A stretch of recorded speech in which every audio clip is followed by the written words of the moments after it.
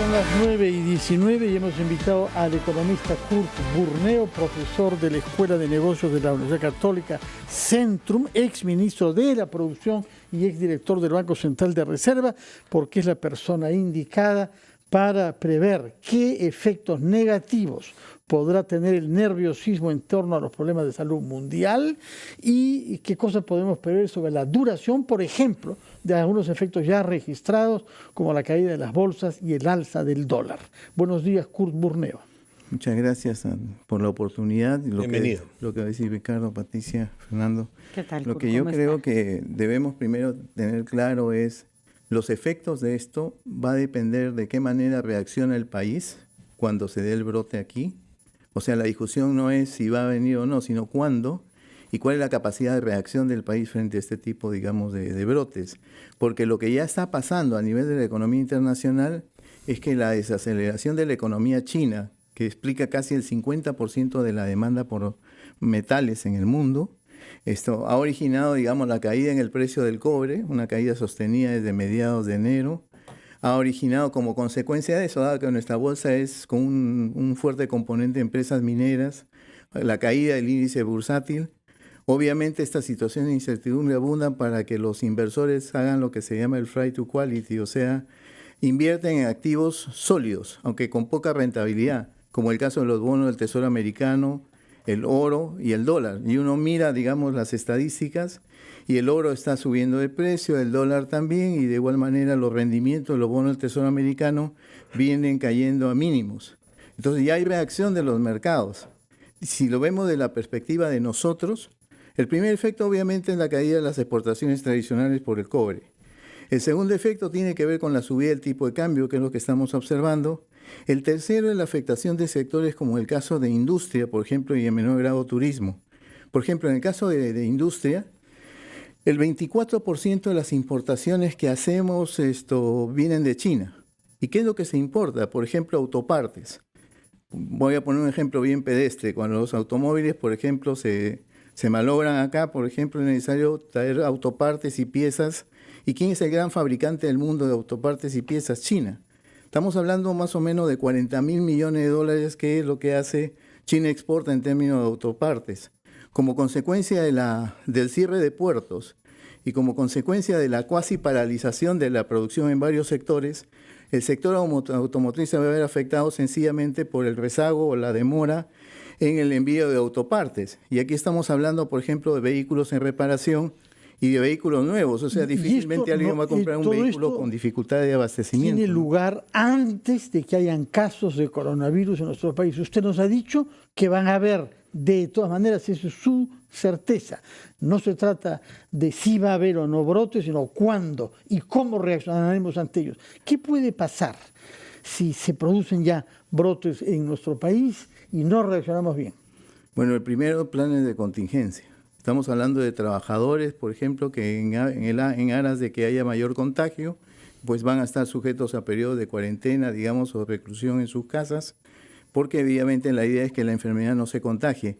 A pesar que la tasa de mortalidad de esta enfermedad es bastante menor respecto a otras enfermedades, como el caso del dengue, por decirlo de alguna manera, pero obviamente el manejo que se haga en términos de preparación frente a esto, y en términos de una suerte de encapsular, digamos, los efectos negativos, pues va a depender que salgamos bien librados de la aparición de este brote en el Perú. Yo digo, y lo han mencionado varias autoridades sanitarias en el país, la discusión no es si viene o no el brote, sino cuándo y de qué manera nos coge preparados. A mí me hace recordar el terremoto.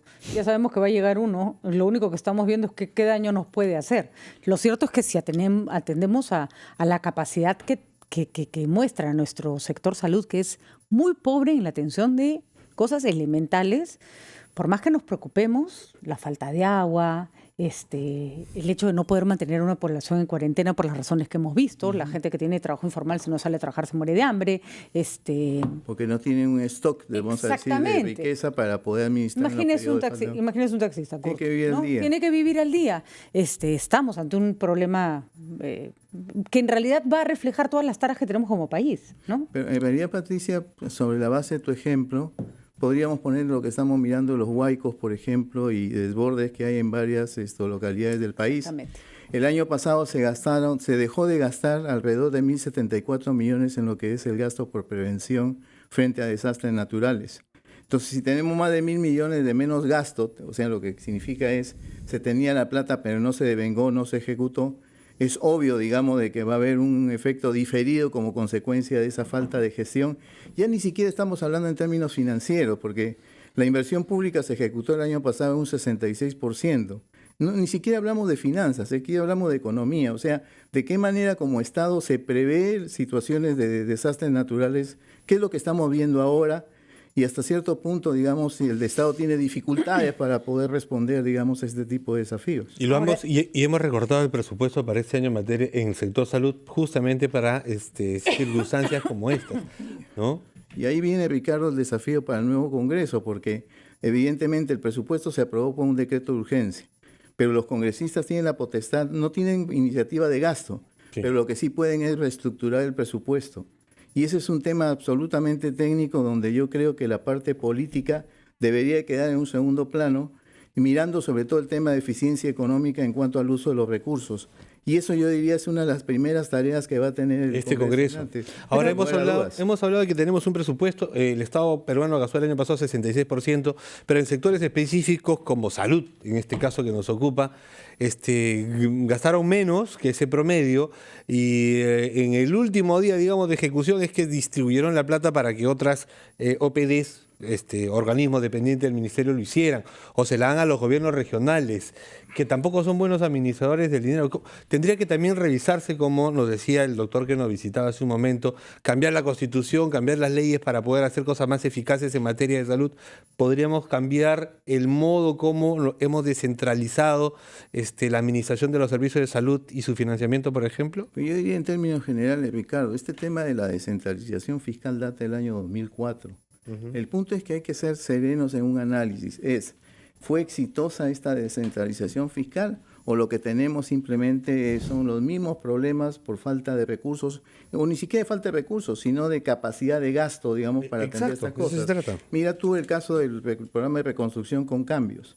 El programa de reconstrucción con cambios que está dotado de 26.000 millones de soles a ser agotados al 2021. Los niveles de ejecución no más allá del 18% y estamos en 2020. Y todavía es por eso que todavía ves a personas que viven, familias completas que viven en carpas, en Chiclayo y en Piura. O sea, y es un tema, el desafío es cómo mejorar la gestión. Y yo creo que en el caso de esta administración del señor Vizcarra, pues este es el último año en el cual tienen acceso y manejo al 100% del presupuesto anual. El próximo, con cambio de gobierno, esa posibilidad solamente queda reducida al mes de junio. Quería aprovechar para preguntarle si considera usted que el Banco Central reaccionó bien ante el alza del dólar. Evidentemente, porque lo que pasa, Fernando, es que si tú dejas que el dólar vuele, o sea que hay una devaluación grande, eso impacta en los precios internos. Impacta en los precios internos a través de 3 vías. Uno, dentro de la canasta de consumo hay bienes importados. Si tú dejas una exagerada devaluación, lo que vas a encarecer son esos bienes importados cotizados en soles. Los insumos, que varios de ellos son importados, por ejemplo, para producir galletas, pan, tú importas trigo. Entonces eso viene ese precio, digamos, en dólares. Si tú dejas, por ejemplo, que el precio del dólar vuele, el costo de los insumos, como el caso del trigo o, por ejemplo, en el caso del maíz amarillo duro, para el caso del sector avícola, van a subir esos costos y la tendencia va a ser trasladar esos mayores costos a precios finales. Y por otro lado, la subida del precio del dólar podría originar que los productores locales que compiten con los bienes importados que forman parte de la canasta tengan todos los incentivos del mundo también para subir sus precios. Es por eso que el Banco Central interviene a través de una operación de swaps en dólares, pero desafortunadamente como que no ha podido revertir la tendencia, y lo que se trata de mirar un poquito es la tendencia al alza por los efectos que tiene sobre la inflación. De acuerdo. Muy bien, Kurt Burneo, exministro de la Producción y exdirector del BCR, con nosotros para hablar de lo que puede generar en la economía un virus como el coronavirus, que ya hemos visto ha afectado a la economía mundial. O sea, no estamos hablando de hipótesis, estamos hablando de realidades. Y un país tan comunicado como, en la medida que es una economía abierta como el Perú, esos vasos comunicantes son más grandes. Así es. Y esos efectos, como lo que estamos describiendo, de que si China se desacelera y nos pasa factura por el lado de los precios de los commodities, hay que tenerlo bien en cuenta y tener en cuenta también el lado de las importaciones. O sea, las importaciones de autopartes de China son importantes para el caso de nosotros y de la economía mundial. Por ejemplo, hay fábricas completas de automóviles situadas alrededor del mundo que están paradas sencillamente por el tema de falta de suministro de piezas y partes de China, y eso evidentemente va a encarecer el precio de autos nuevos. Yo ponía consecuencia. Yo ponía, Kurt, el otro día un ejemplo absolutamente mundano, y es que los que compramos cosas por internet, por ejemplo, me salió por primera vez un aviso diciéndome, si el fabricante no tiene el producto en stock, no le va a llegar, y si lo tiene, le va a llegar muy tarde. En medio año. Los abogados saben que están recurriendo a la cláusula de fuerza mayor para incumplir el contrato. Sí, no quita el efecto económico. Eso pasa cuando uno pide un lapicero, lo que no pasará cuando uno necesita un autoparque. Bueno, quisiera saber. Así es. Muchas gracias, Kurt Burneo, por estar con nosotros. 9:30.